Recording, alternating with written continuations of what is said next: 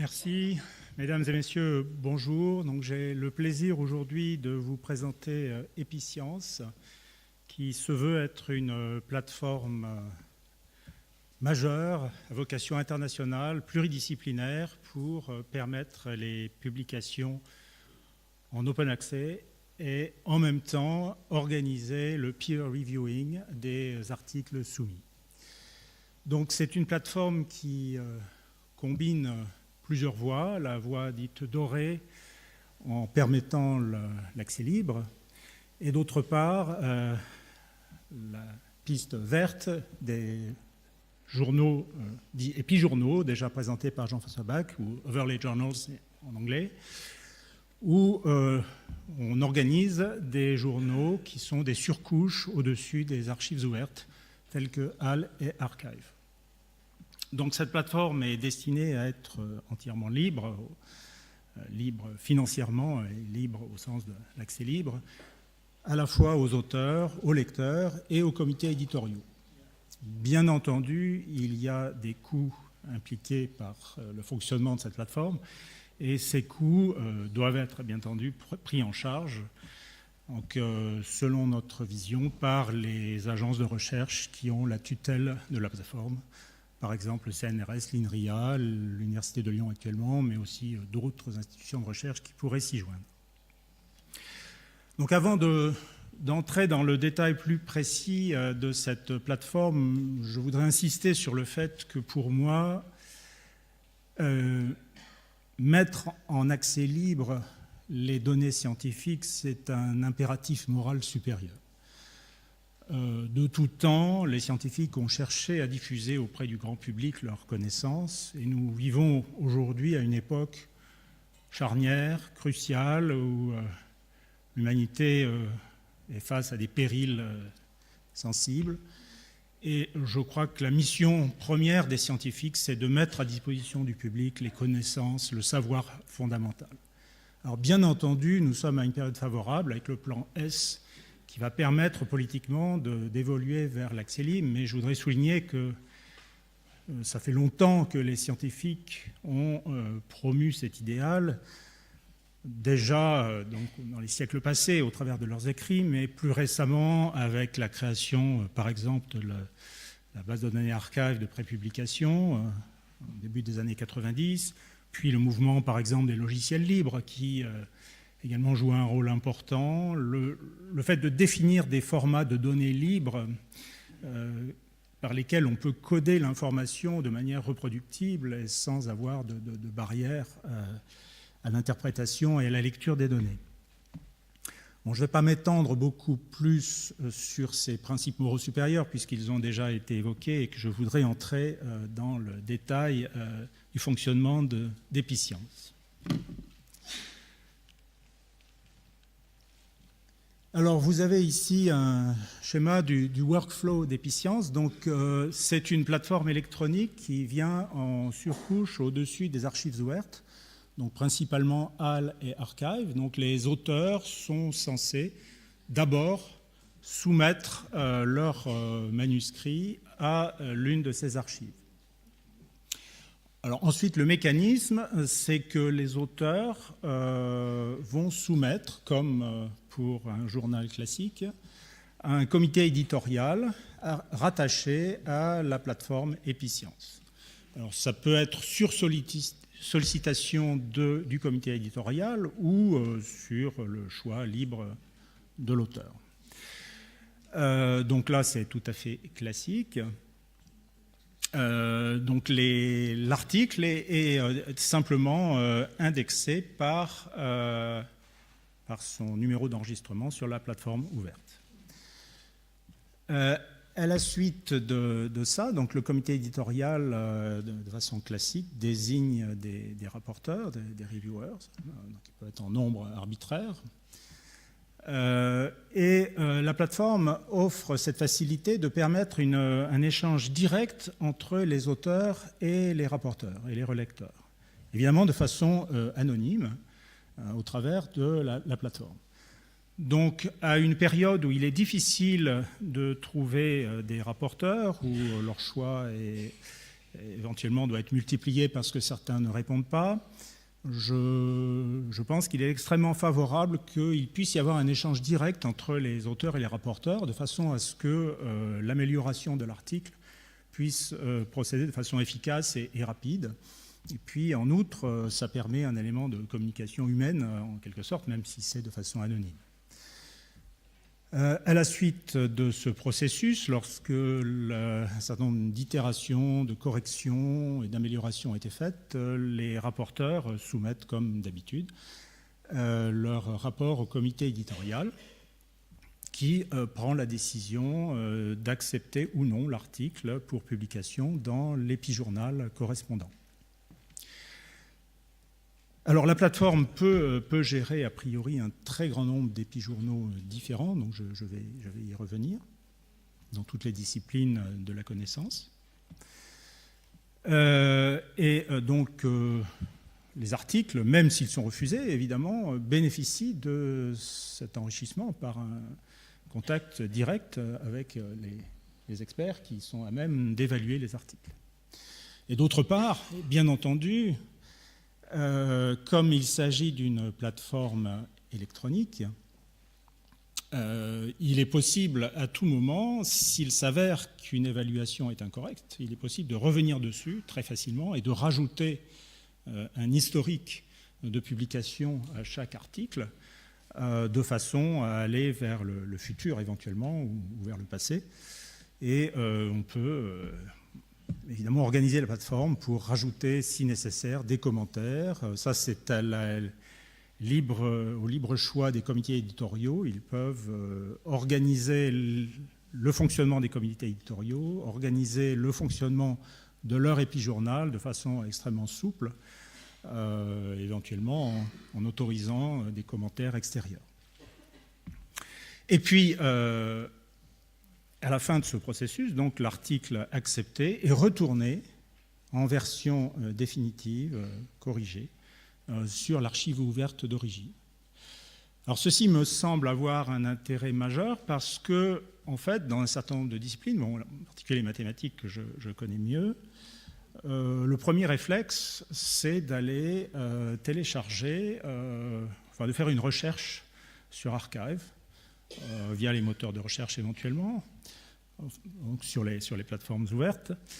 Et l'un des ennuis, c'est que dans le système actuel des journaux qui sont commerciaux ou fermés, on n'a pas nécessairement la même version d'article entre la prépublication qui se trouve sur les archives ouvertes et les articles qui sont acceptés dans les revues imprimées, même dans les revues électroniques si elles ne sont pas en libre accès. Donc, ici, l'avantage, c'est qu'on a la même version finale, correcte, corrigée, et puis que l'énorme visibilité des plateformes ouvertes telles qu'Archive bénéficie en même temps à la plateforme Epicence, puisque les données sont les mêmes et que l'article estampillé Epicence figurera sur l'archive ouverte. Donc voilà une idée du fonctionnement de la plateforme. Alors, je vais revenir un petit peu sur l'historique des événements et puis sur la façon dont les choses sont organisées. Donc en fait, c'est un petit peu un rêve que j'avais eu au début des années 2000, bon, avec beaucoup d'autres sans doute. Donc vers les années 2002-2003, j'avais pris contact avec le CCSD pour mettre en œuvre une plateforme telle qu'Epicence. Et puis j'ai eu le plaisir que, donc, vers 2013 environ, cette idée a pu donner lieu à une réalisation concrète.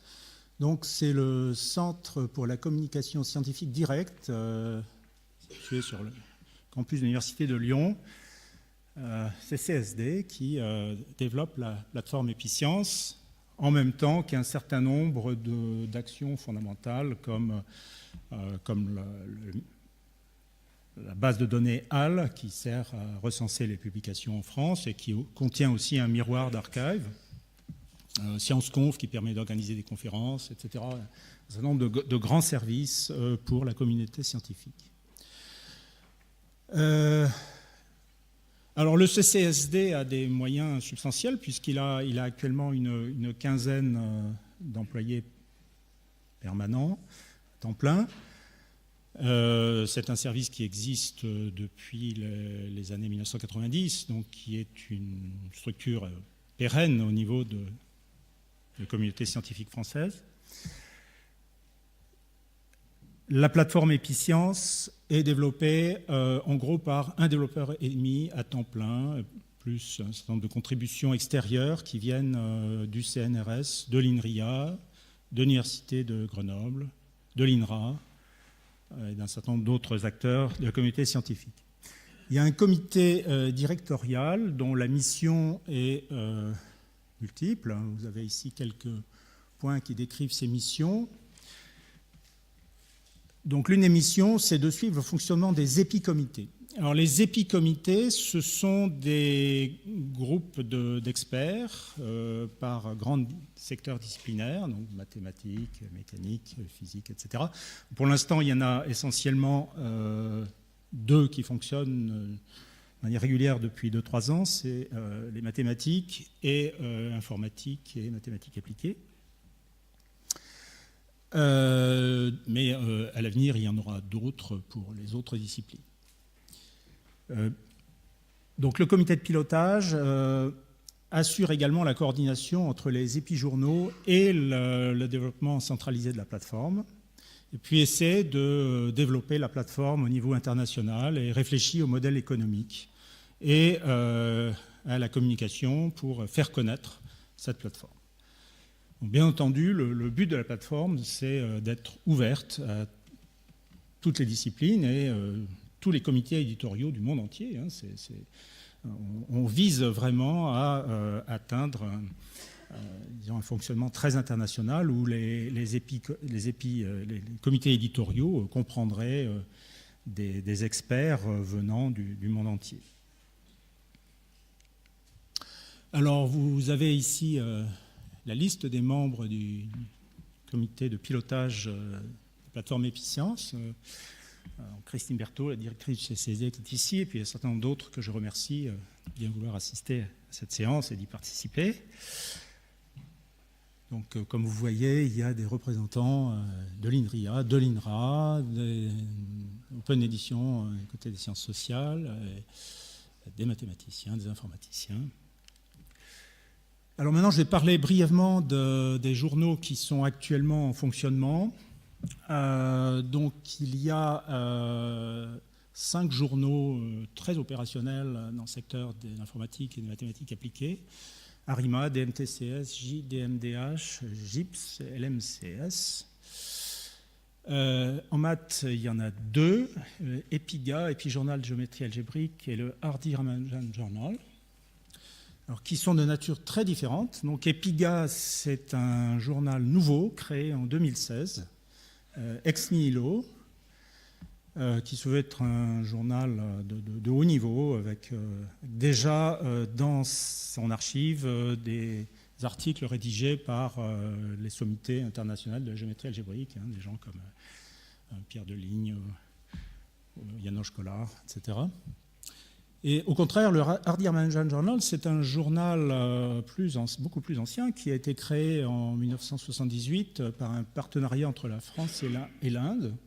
Donc le but de la plateforme EpiScience, c'est aussi d'offrir un espace pour les journaux existants qui voudraient rejoindre la plateforme, à condition bien entendu qu'ils acceptent le principe d'être en open access.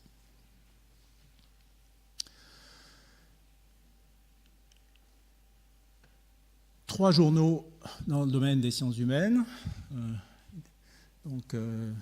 Journal Interdisciplinary Methodologies and Issues in Science, Slovo, Société Plurielle, et enfin un journal sur les publications électroniques, EIPUB. Et puis il y a un certain nombre de candidats dans les tuyaux.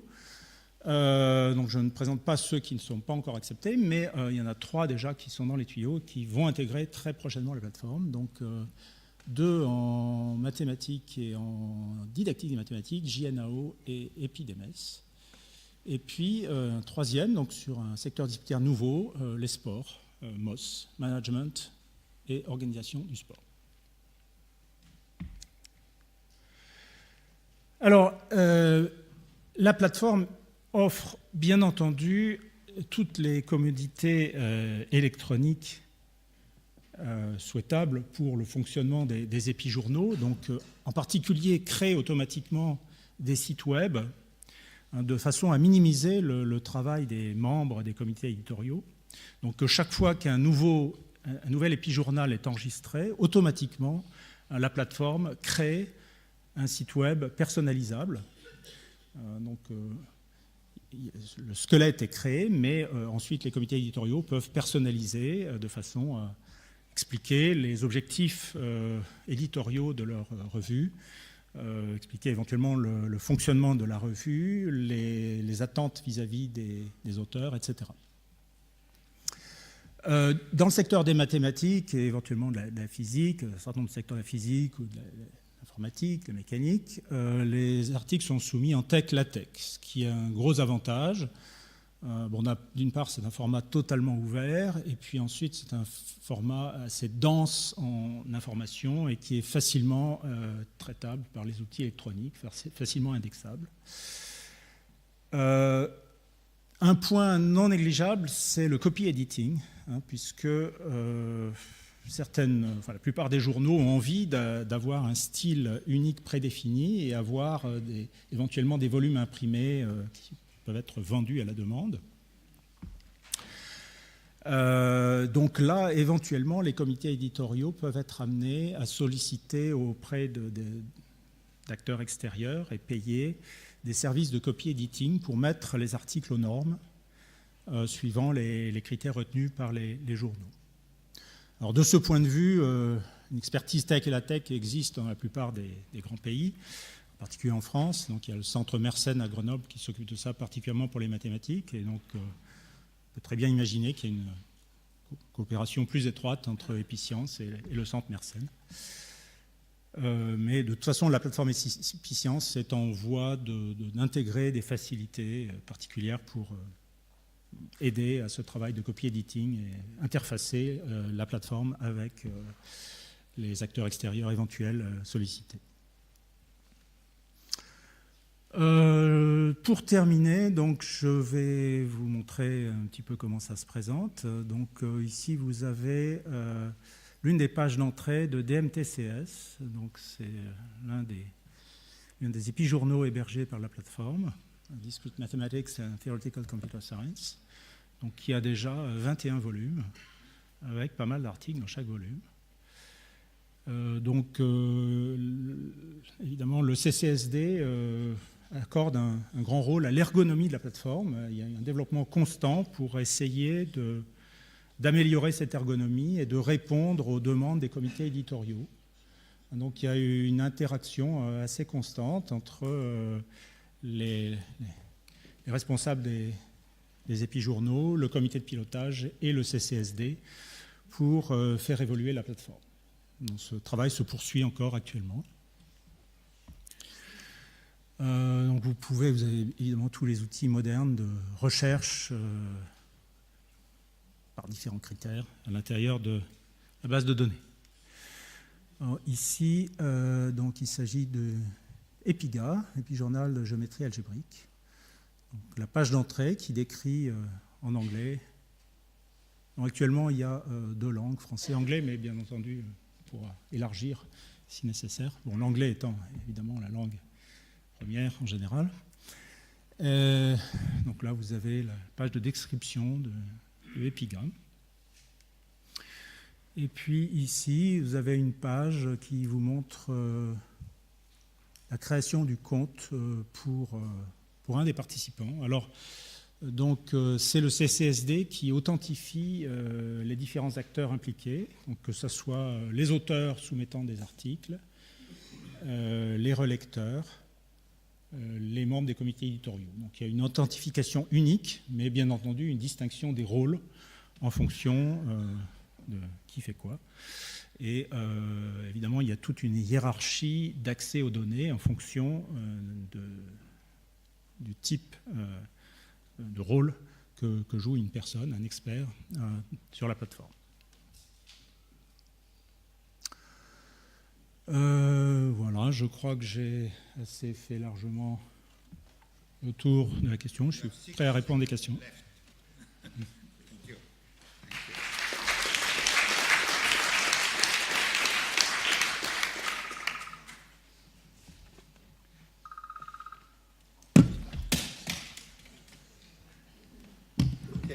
Horst Hitler de l'Allemagne. Could you introduce yourself briefly? Sorry? Could you introduce yourself? Yes, I've just done it. Horst Hitler, je suis l'ancien président des conférences directeurs de l'Allemagne. Et je fais les négociations avec tous les grands systèmes éditoriaux. Ma question, c'est comment c'est financé, ce nouveau plateforme? Parce que, de toute façon, vous créez des coûts parce que vous avez les articles après Golden Open Access où ils sont libres pour tout le monde, mais quelqu'un doit payer la facture. C'est qui paye? C'est une excellente question que j'ai déjà un petit peu évoquée, mais je suis ravi d'avoir l'occasion d'expliquer davantage. Bon, tout d'abord, il faut mesurer ces coûts. Comme je l'ai dit, il y a au CCSD, en gros, actuellement, un temps plein et demi pour le développement de la plateforme. Il y a à côté du CCSD un certain nombre d'agences de recherche, comme l'INRIA par exemple, l'INRA, certaines universités comme l'Université de Grenoble, qui accordent quelques moyens, mais ça se chiffre à, disons peut-être au total, 2 emplois à temps plein. Donc au total, nous avons de l'ordre de 3,5 emplois peut-être à temps plein pour faire fonctionner cette plateforme. Donc c'est un coût quand même relativement modeste pour la communauté scientifique française et internationale, si on pense que cette plateforme a une vocation internationale à plus long terme. Donc notre espoir, c'est que ce financement sera assuré par le ministère de la Recherche français et éventuellement, si la plateforme atteint une grande masse critique qui lui donne un poids international élevé, qu'on puisse faire appel à des contributions des différents acteurs scientifiques impliqués, les sociétés savantes étrangères, etc. Ce coût devant de toute façon être relativement modeste. Mais il faut également songer aux économies réalisées, puisque avoir des publications scientifiques en accès libre, ça permet d'alléger les coûts d'équipement des bibliothèques scientifiques. Et donc, à terme, les bailleurs de fonds, par exemple le ministère de la Recherche en France, peut très bien redéployer les moyens qui sont alloués aux bibliothèques scientifiques, aux plateformes telles qu'Episcience. Et puis aussi, je dirais, il y a besoin d'argent. Alors, ce n'est pas seulement la plateforme, il y a besoin d'argent pour soutenir les différents épijournaux. Donc, il y a un coût fixe, qui est le développement de la plateforme, qui est très modeste, comme je viens de l'expliquer. Mais il y a un coût qui maintenant est linéaire en fonction du nombre d'épijournaux. C'est le coût en secrétariat des épijournaux, parce qu'il y aura sûrement besoin que les comités éditoriaux soient soutenus par des moyens en secrétariat, puisque nous sommes tous surchargés de travail, donc il faut que les comités éditoriaux puissent gérer leur lectorat, puissent éventuellement faire le copy-editing. Il peut y avoir des coûts de copy-editing. Donc là, il y a nécessité effectivement qu'une certaine partie des financements alloués aux bibliothèques de sciences soient redéployés vers les épijournaux. C'est déjà le cas pour un certain nombre de journaux, comme les Annales de l'Institut Fourier, par exemple, qui est passé en mode d'accès libre il y a environ 3 ans. Et ce que je peux dire, c'est que le passage en accès libre, non seulement n'a pas fait perdre d'argent à la revue, qui vendait ses volumes, mais avait des coûts de production du papier substantiels. Et le passage en accès libre, en fait, a amélioré la situation financière de la revue, qui est évidemment subventionnée. Donc, globalement, ce système, non seulement crée des coûts supplémentaires modestes, mais permet de gérer beaucoup plus efficacement la littérature scientifique. En outre, seul l'accès libre permet l'indexation des données, permet d'avoir des index croisés entre les articles, vers le passé, vers le futur, ce qu'on ne peut évidemment pas faire, sauf à faire appel à des agences privées ou commerciales. Il y a une question là sur ma droite de Denis Jérôme. Oui, j'ai juste un commentaire. Vous avez fait référence dans une transparences sur l'échange direct entre auteurs et rapporteurs. Je dirais quelquefois les échanges sont assez acerbes entre les auteurs et rapporteurs. Il y a quand même l'existence d'un médiateur en la personne d'un éditeur scientifique est quelquefois utile. Donc, à quel point cet échange est-il direct dans votre schéma? Alors j'aurais dû le préciser, cet échange est direct si le rapporteur le souhaite. C'est-à-dire que le rapporteur peut préférer communiquer avec l'auteur au travers du comité éditorial. C'est un choix. C'est un choix. Évidemment, les auteurs peuvent envoyer une requête en sollicitant un échange direct avec le rapporteur, mais le rapporteur peut dire non. Et juste un autre point, quelle est la place de l'initiative, par exemple, Pair Community In, PCI, là dans votre système? C'est-à-dire qu'il peut y avoir des rapports qui vous viennent de l'extérieur par Pair Community, dont on n'a pas parlé pour l'instant. Alors, nous n'en avons pas parlé. Là, je dirais que la plateforme se contente... Évidemment, il y a au niveau des épicomités un souci de maintenir la plateforme à un niveau scientifique élevé, enfin, permettant tous les niveaux scientifiques, à vrai dire, mais avec une panoplie de journaux de différents niveaux. S'il y a des comités éditoriaux qui veulent solliciter des expertises extérieures aléatoires, c'est parfaitement possible.